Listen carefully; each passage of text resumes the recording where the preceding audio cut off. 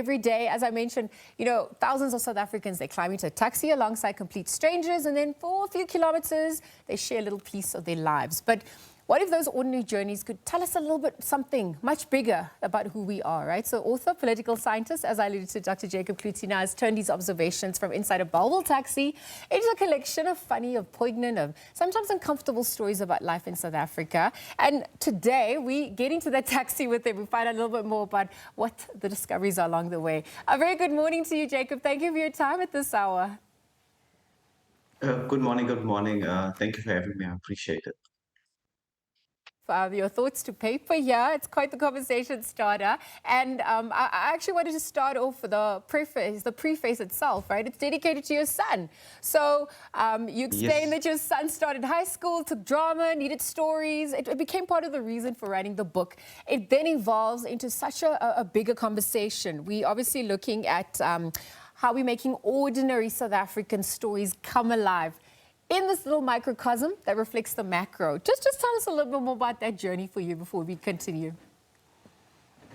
Yeah, so every morning, I think sometimes before dawn, sometimes after dawn, I would get out in my, I would say, kind of uptown apartment in Tiger Valley.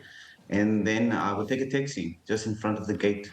Yeah. And then some people will come from night shift, and then me with them either on our way to work or either on our way to sleep. So every day. So during this time, then you get the most interesting stories in the taxi. And what I started seeing was a different reflection of South Africa that we don't normally see on TV. And I thought when my son asked me or tell me to that he's going to do drama, that this is exactly the capture in moment that he needs for his future career. So I decided to put the stories together. I wrote it with pen first in Afrikaans, and then I translated it into English. Yes, I want to get into that further. Just before we get into that language composition, the subject matter, it's heavy. So you're saying there's lots of interesting stories, but there's heavy stories. We're dealing with unemployment, with poverty, with gangsterism, xenophobia, service delivery, there's violence, there's race. I can continue. But the book is also, it's humorous, right? It's conversational. Why do you think humor is such an important part for us as a people?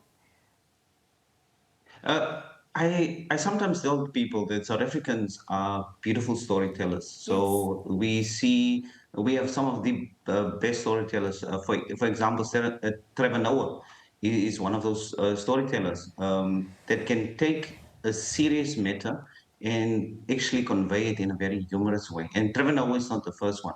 There's many South African comedians that have done that. But that storytelling is very transformative. And that transformative give us a different reflection of ourselves if there is a laughter that we share on sometimes a very serious situation. And I think that is what we need sometimes.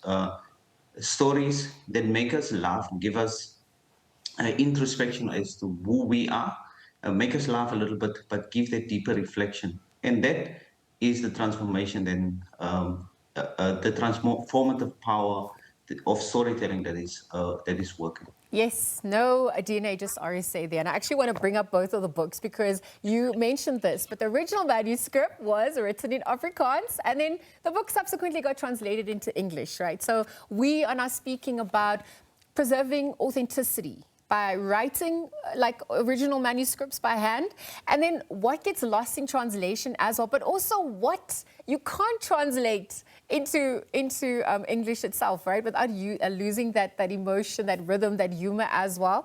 Maybe you can also explain how that's nuanced in a South African setting as well. Yes, so I just want to bring this up quickly. So this is the handwritten version that I have here just in front of me. So I just want to tell people, no, I didn't sit in a taxi taking notes or with a voice recorder.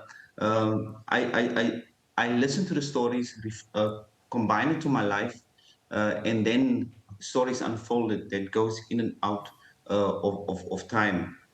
So for me, it was important that it's not just going into a taxi.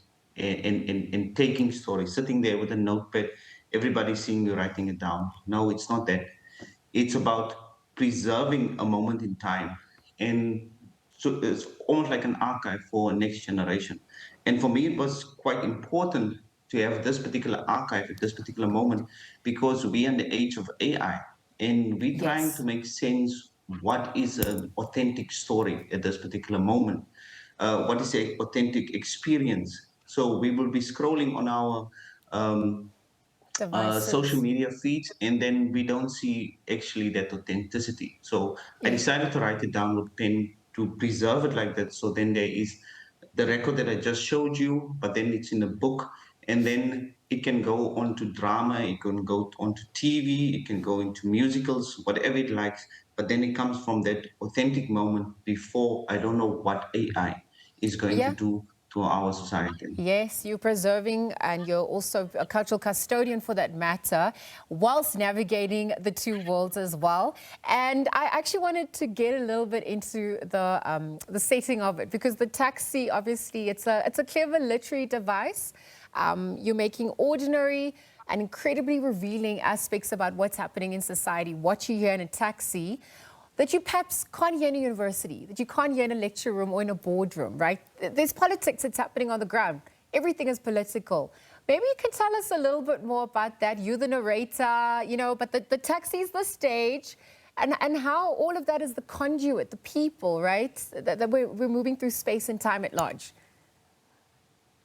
Yeah, so I was reflecting about it. What give people that confidence to actually speak in the store in taxi so openly Okay. about their daily experiences. So sometimes it's stories about gangsterism. What makes this person speak out in a taxi? And the conclusion that I came to is that the taxi becomes that space where people are not judged. When you sit in that particular taxi and you have a particular story or you have a particular conversation, you share it in a space where you know that people are not going to judge, but you share it in such a manner that you know that there's also someone listening. And that listen, the knowing that someone is listening, sometimes help you in your daily navigation at work or at home. Yeah. And so that's the first level of letting off steam before you either get to work or you get to home. And even to extend to, on that point, your book also offers ordinary commuters a kind of visibility. You've got the worker who's traveling before sunrise or returning home, right, from a long shift. You've got the student, you've got the parent. There's so much possibilities and probabilities and potential. And I just wonder how deliberate you were about giving dignity to those people, to their voices, to their stories. They're often marginalized or invisible, right, from the mainstream narratives about South Africa. Yeah, so that's my modus operandi. Yes. Modus operandi is actually giving voice to the voiceless. So I've made a number of documentary films in rural South Africa. I've worked with young people, especially for that specific reality, is to make these unseen communities visible, give them a stage, give them a voice, give them something to speak. And the way I approach either whether it's a film or when it's a story, it's with always with Section 10 of the Constitution in mind, which says that everyone has this inherent right to human dignity. And so even if you are angry at a person or at home or even at society at large, we always have to keep this in mind that we have this inherent dignity that we need to preserve, not for ourselves, but also for uh, the person sitting next to us in the taxi or in the class, but also the person living next to you. So a human dignity starts with recognizing someone else's dignity, preserving it, but in my particular sense, is helping people to tell their stories in a very dignifying way. Well, we are taking, well, you've taken us along that journey. It starts in the taxi from Bellville, but obviously now we're looking at South Africa and also where we're headed as a nation at large. So I want to thank you, Dr. Jacob Cloete, for your time and for penning thoughts to pay it. We'll leave our conversation there as we reflect also on this magnificent work by him. Again, in Afrikaans originally, translated then into English as well.